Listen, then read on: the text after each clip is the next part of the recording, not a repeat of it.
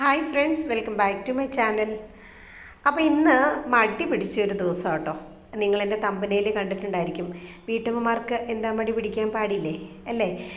ശരിക്കും പറഞ്ഞിട്ടുണ്ടെങ്കിൽ നമുക്കും ചില ദിവസങ്ങളിൽ കുക്ക് ചെയ്യാനായിട്ടും ഒക്കെ ഒരു മൂഡ് ഓഫ് അല്ലാത്തൊരു സമയം ഉണ്ടാവും. അപ്പോൾ ആ സമയങ്ങളിൽ നമ്മൾ എന്താ പറയണേ, എന്തുണ്ടാക്കണം, രാവിലെ ബ്രേക്ക്ഫാസ്റ്റിന് എന്തായിരിക്കണം, ഉച്ചക്കത്തേക്ക് എന്തായിരിക്കണം, അങ്ങനെയുള്ള കാര്യങ്ങളൊക്കെ നമ്മൾ ചിന്തിച്ച് ഒരു വല്ലാതായി പോകാറുണ്ട്. പലപ്പോഴും എല്ലാ വീട്ടമ്മമാരുടെയും അവസ്ഥ ഇതൊക്കെ തന്നെയാണ്. നമുക്ക് കുക്ക് ചെയ്യാനായിട്ട് താല്പര്യമില്ലെങ്കിലും ചില സമയത്ത് നമുക്ക് കുക്ക് ചെയ്തേ പറ്റൂ. കാരണം നമ്മളെ ആശ്രയിച്ചാണ് വീട്ടിലുള്ള ബാക്കിയുള്ള എല്ലാ അംഗങ്ങളും ഇരിക്കുന്നത്. അപ്പോൾ അതുകൊണ്ട് നമ്മൾ മടി പിടിച്ചാലും ഇല്ലെങ്കിലും സാധാരണഗതിയിൽ എല്ലാവരും തന്നെ കുക്ക് ചെയ്യാറുണ്ട് കേട്ടോ. പക്ഷേ ചില ദിവസങ്ങൾ നമുക്ക് തീരെ മടിയാകും. അത് ഒരുപക്ഷെ നമ്മുടെ ശാരീരികമായിരിക്കുന്ന ബുദ്ധിമുട്ടുകളുണ്ടാകാം, അല്ലെങ്കിൽ നമുക്ക് കുക്ക് ചെയ്യാനുള്ളൊരു മൂഡ് ഇല്ല, അതുകൊണ്ടായിരിക്കാം.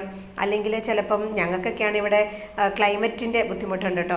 അപ്പോൾ ഇന്ന് ശരിക്കും എനിക്ക് വന്നേക്കുന്നത് ഇവിടെ നല്ല തണുപ്പാട്ടോ. അപ്പോൾ രാവിലെ എഴുന്നേൽക്കുമ്പോൾ ഭയങ്കര മടിയാണ്. തണുപ്പത്ത് പൈപ്പ് തുറന്ന് പാത്രം കഴുകാനും വെള്ളം എടുക്കാനും ഒക്കെ നല്ല ബുദ്ധിമുട്ടാണ്.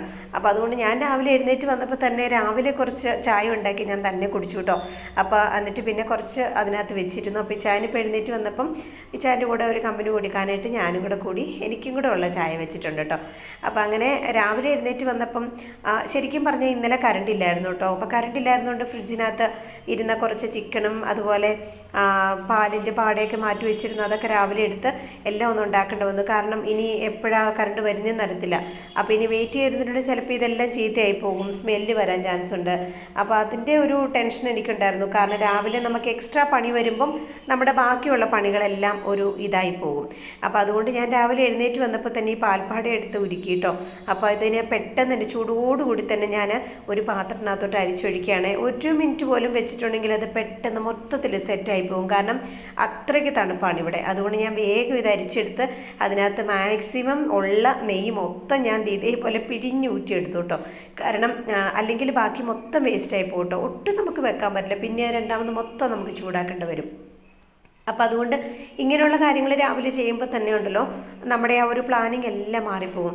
അപ്പം ഞാൻ പറഞ്ഞില്ലേ, തണുപ്പും കൂടെ ആയതുകൊണ്ട് തന്നെ നമുക്ക് പകുതി മടിയാണ് ഈ ഒരു കാര്യങ്ങളൊക്കെ ചെയ്യാനായിട്ട്. പിന്നെ ഞാൻ വിചാരിച്ചു ഇനിയിപ്പോൾ അത് ചെയ്ത് വെച്ചില്ലെങ്കിൽ ഇത് വല്ലാത്തൊരു സ്മെല്ലാകും. കാരണം ഫ്രിഡ്ജിൽ നമുക്ക് കറണ്ട് ഉണ്ടെങ്കിൽ മാത്രമേ ഇത് വെക്കാൻ പാടുള്ളൂ, അല്ലെങ്കിൽ പെട്ടെന്ന് അതൊരു വല്ലാത്ത സ്മെല്ലായി പോകും. പിന്നെ കുറച്ച് ചിക്കൻ ഇരിപ്പുണ്ടായിരുന്നു. ആ ചിക്കന് ഞാനിതുപോലെ തന്നെ വിചാരിച്ചു ഓൾറെഡി മസാലയൊക്കെ പുരട്ടി വെച്ചേക്കുന്നതാണ്. അപ്പോൾ ഒന്ന് വേവിച്ച് വെക്കുകയാണെങ്കിൽ പിന്നെ ഉച്ചയ്ക്ക് വന്ന് കറി വെച്ചാൽ മതിയല്ലോ.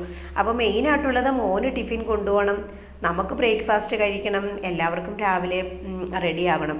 അപ്പോൾ അതുകൊണ്ട് തന്നെ എന്താ ഇനിയിപ്പം ചെയ്യേണ്ടതെന്നുള്ളൊരു കൺഫ്യൂഷനിലാണ് ആയിരിക്കുന്നത്. എന്തായാലും എന്തെങ്കിലും ഉണ്ടാക്കാതെ പറ്റത്തില്ലല്ലോ. അപ്പോൾ അതുകൊണ്ട് തന്നെ ഞാൻ സിമ്പിളായിട്ടുള്ള ബ്രേക്ക്ഫാസ്റ്റ് ഉണ്ടാക്കാമെന്ന് കരുതി കേട്ടോ. അപ്പോൾ എന്തായാലും ചായ കുടിച്ചതിന് ശേഷം പിന്നെ ബാക്കി ചെയ്യാമെന്ന് കരുതി. അങ്ങനെ രാവിലെ ചായനും എനിക്കുള്ള ചായ എടുത്തിട്ട്, എൻ്റെ ഇപ്പോൾ രണ്ടാമത്തെ ചായയാണ്. പഞ്ചസാര ഇടത്തില്ല കേട്ടോ, പഞ്ചസാര ഇടാതെ വല്ലപ്പോഴും പഞ്ചസാര എടുത്തുള്ളൂ, പഞ്ചസാര ഇട്ടിട്ടില്ല. അപ്പോൾ നോർമലായി ഈ ഒരു ചായ കുടിക്കാം. അപ്പോൾ ഇപ്പോൾ പതുക്കെ വെയിലൊക്കെ വരാൻ തുടങ്ങിയിട്ടുണ്ട്. പക്ഷേ വെയിൽ വന്നാലും നമുക്ക് ഈ ഒരു സമയത്ത് വെയിലത്ത് പോയിരിക്കാൻ പറ്റില്ലോ, സമയമില്ലാത്തതുകൊണ്ട്. പിന്നെ വെയിൽ വന്നു കഴിയുമ്പോൾ നിങ്ങൾക്ക് അറിയാമല്ലോ, എൻ്റെ കിച്ചൺ മൊത്തത്തിൽ ഡാർക്കായി പോകും. കാരണം ലൈറ്റ് ഈ ഒരു രീതിയിൽ നമ്മുടെ കിച്ചണകത്തോണ്ടാണ് ഡയറക്റ്റ് ആ വെയിലടിക്കുന്നത്. അപ്പോൾ അതുകൊണ്ട് തന്നെ ആ ഒരു ബുദ്ധിമുട്ടും ഉണ്ടാകും. അപ്പോൾ അങ്ങനെ ഞങ്ങൾക്ക് രണ്ടുപേർക്കുള്ള ചായയൊക്കെ റെഡി ആയിട്ടോ. ഇനിയിപ്പോൾ ചായ കുടിക്കണം. പിന്നെ അത് കഴിഞ്ഞ് ഞാൻ ചായ കുടിയൊക്കെ കഴിഞ്ഞ് വന്നതിന് ശേഷം അപ്പോൾ എനിക്കൊരു ഐഡിയ തോന്നി. ഫ്രിഡ്ജ് തുറന്നപ്പോൾ മുട്ട ഇരിപ്പുണ്ടായിരുന്നു കേട്ടോ. അപ്പോൾ കുറച്ച് മുട്ട എന്തായാലും എല്ലാവർക്കും ഉള്ള പുഴുങ്ങാൻ വെക്കാമെന്ന് കരുതി. അപ്പം ഇപ്രാവശ്യം മുട്ട വാങ്ങിച്ചപ്പോൾ കഴുകി വെക്കാൻ മറന്നു കേട്ടോ. അപ്പം സാധാരണ ചായ തന്നെ കഴുകി വെക്കുന്നതായിരുന്നു. അപ്പോൾ ഞാൻ കഴുകിയില്ല, അതുകൊണ്ട് തന്നെ ഞാൻ മുട്ട എടുത്ത് ഒന്ന് ക്ലീൻ ചെയ്തിട്ടാട്ടോ ഞാൻ പുഴുങ്ങാനിടുന്നത്. ഇപ്പോഴത്തെ മുട്ടയുടെയൊക്കെ പുറത്ത് എന്താ തരത്തിൽ ഒരു ചെറിയ ചെറിയ ഡോട്ട്സ് പോലെ നമുക്ക് ഇങ്ങനെ എന്താ പറയുക, ഒരു റേസ്ഡ് ഡോട്ട്സ് പോലെ ഫീൽ ചെയ്യുന്നു. അപ്പോൾ എന്താണെന്ന് അറിയത്തില്ല. അപ്പോൾ ഞാൻ ചായയോട് പറയായിരുന്നു, ഈ ചായ ഇത് ഡ്യൂപ്ലിക്കേറ്റ് ആണെന്ന് തോന്നുന്നു. കാരണം സാധാരണ നമ്മുടെ കോഴിമുട്ടയിലൊന്നും അങ്ങനത്തെ ഒരു തരിതിരിപ്പ് ഉണ്ടാകത്തില്ല. പക്ഷേ ഇപ്പോൾ വാങ്ങുന്ന മുട്ടയുടെ എല്ലാം പുറത്ത് ഇങ്ങനെ നമ്മൾ കൈ കൊണ്ട് പിടിക്കുമ്പോൾ ശരിക്കും നമുക്ക് ഫീൽ ചെയ്യും കേട്ടോ. എന്താണെന്നറിയത്തില്ല. എന്തായാലും വേറെ നിവൃത്തിയില്ല, ഇതൊക്കെ ഉപയോഗിക്കേ പറ്റുള്ളൂ. അപ്പോൾ എന്തായാലും 4 മുട്ട വെച്ചു കേട്ടോ. 4 മുട്ട എപ്പോഴും ഇടാനെടുക്കും. അശുമോനെ ഓർക്കും. പക്ഷേ 2 മുട്ട അച്ഛനുള്ളതാണ്, ഓരോന്ന് ഞങ്ങൾക്കുള്ളത്. അങ്ങനെ ഇതേ കണ്ടോ വെയിൽ വന്നു. വെയിൽ വന്നപ്പോൾ നമുക്കുള്ള ബുദ്ധിമുട്ട് ഇതാണ്. അപ്പോൾ മുട്ട പുഴുങ്ങാൻ വെച്ചു. പിന്നെ ചിക്കൻ അങ്ങ് വേവിച്ച് വെച്ചേക്കാമെന്ന് കരുതിയിട്ടോ, കുറച്ചേ ഉണ്ടായിരുന്നുള്ളൂ എന്നാലും. അപ്പോൾ അത് മസാലയൊക്കെ പുരട്ടി വെച്ചതുകൊണ്ട് നന്നായിട്ട് വേവിച്ച് ഈ ഒരു ചട്ടിക്കകത്ത് തന്നെ വെച്ചാൽ മതി. പിന്നെ ഉച്ചയ്ക്ക് വന്നിട്ട് ബാക്കി ഏതെങ്കിലും റോസ്റ്റ് ചെയ്തെടുക്കാമെന്ന് കരുതി. അപ്പോൾ അതേ എൻ്റെ നെയ്യൊക്കെ ഞാൻ ഈ ഒരു ബോട്ടിലിനകത്ത് ഒഴിച്ച് വെച്ചു കേട്ടോ.